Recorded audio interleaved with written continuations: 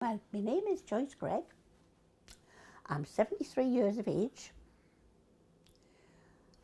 I smoked from the age of 14, 15, because anyway, and that went on until I was about 58, 60. I started to get a bit short of breath, really short of breath.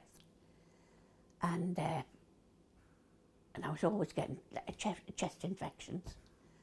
And after a while, the doc decided to get me sent for a COPD test. And sure enough, I was diagnosed with it.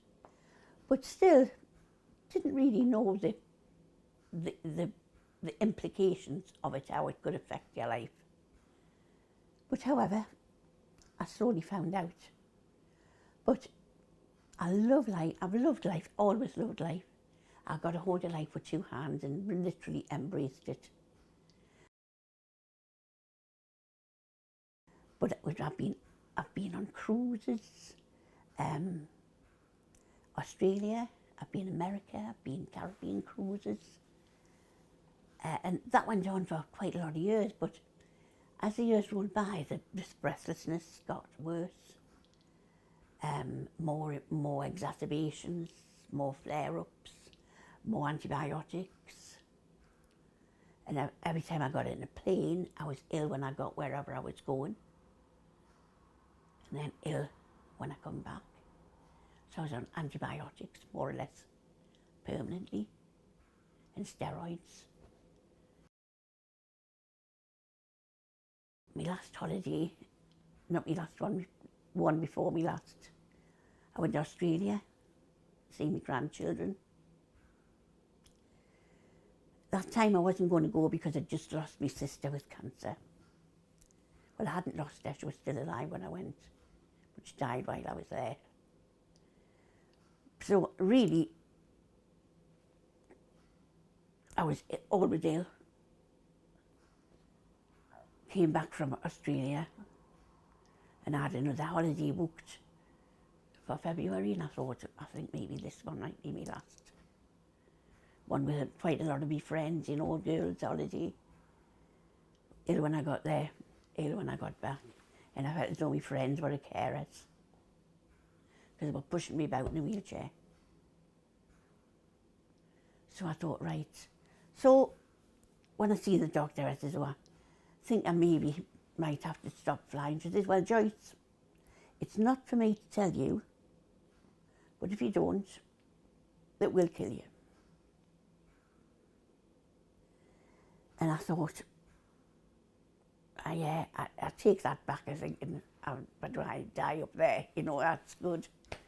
But no, as the COPD's progressed, it's not as easy as I thought it would be. I'm even finding now that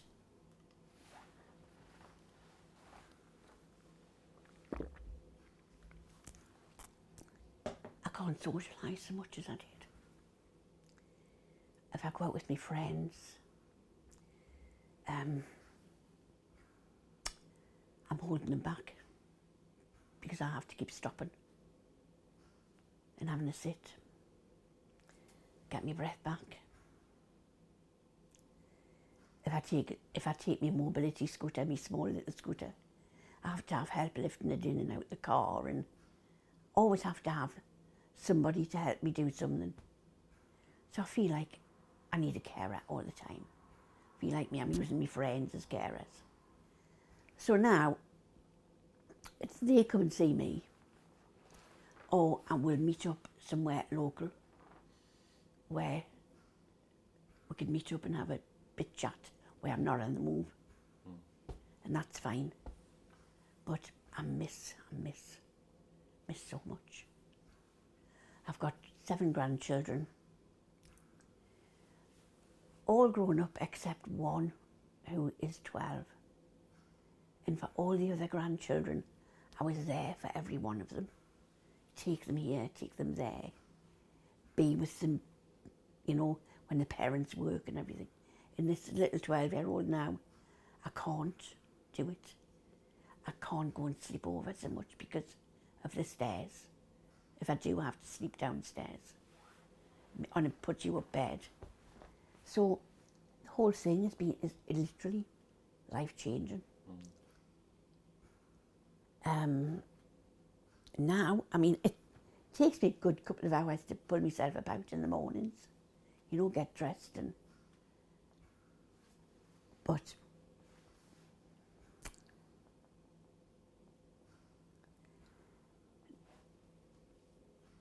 my one wish is I'd never smoked. What I miss is not being able to spend the time with my family as much as I used to. Oh, heavy smoker, I was a heavy smoker. I smoked about, well, what I call a heavy smoker was 20 to 30 a day.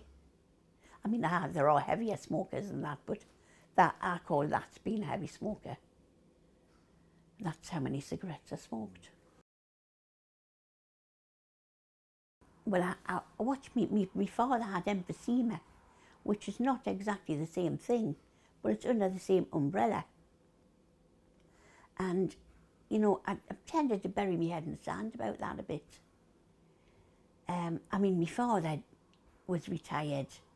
He didn't do a lot. He was a pub man, he was a worker, he was a slater and tiler. But I sort of thought, how you think, oh, that'll not happen to me, I'll not get as bad as him, you know. But I buried my head in the sand, Pete. I really did. Oh yeah, the breathlessness, yes, and the chest infections. I was prone to so many chest infections. But I would say when I got a chest infection, it didn't just take one lot of antibiotics, it was 2 and 3. And then antibiotics with steroids. Now I have to have a rescue pack at home all the time. And it's a special kind of antibiotics. Well, a stronger kind of antibiotics now. And it's a double dose every time, you know. Oh yeah, I mean, as I say, I was on this TV programme and I made lots of friends right up and down the country, and we used to have reunions, get-togethers, you know, but I can't do them anymore. I had a 70th birthday party, which was fabulous because I'd never ever in my life had a birthday party, and I decided for the 70th birthday party I would have the biggest party I'd ever had in my life. And boy, I did. It was a fab birthday party. I had 200 guests at the village hotel. And there was quite a few from Deal or No Deal came and stayed over. We had a fab weekend. I had a Motown singer, wedding singer. It was a fabulous, I never forget it, was a fabulous birthday party, and it was my only party ever in my life. So that was fabulous. But I mean, some of these friends don't really know how bad I am now. But a lot of them never see again. Same with all my friends and roads. I won't ever see them again. But they don't know where I am now. Oh, just moving from here into the kitchen gets me out of puff. Even talking gets me out of puff.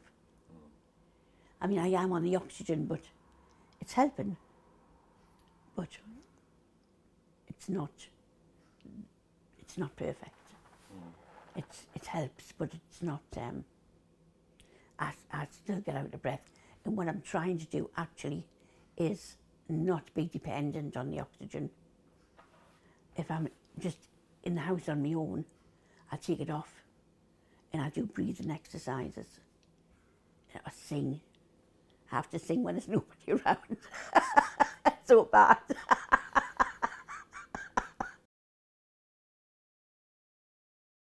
I read the book called The Easy Way to Stop Smoking by Alan Carr, and read the book in one day because I had heard from a niece of mine who read the book and it worked. So I'd done that, but I read it in one day, smoked all the way through reading the book, and with a book that didn't tell you the bad things that cigarettes can do to you, or a cancer or anything like that. Nothing. It was all about the nicotine craving, the drug, the addiction. The addiction. So the addiction was the monster, and he said there would be something in the book that would leave a message, give a message to you. And the message to me was that you had to kill that monster. So I didn't have a cigarette after reading that book. I thought, right, there's no easy way to stop smoking. The only easy way to stop smoking is cold turkey. So that was my last cigarette while reading that book. If my story touches even one or two people, Pete, that would make me so happy.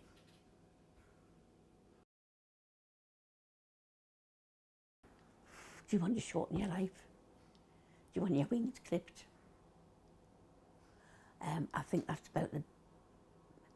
It's a killer. It'll kill you one day. It'll shorten your life. It'll clip your wings. Hopefully you don't get COPD.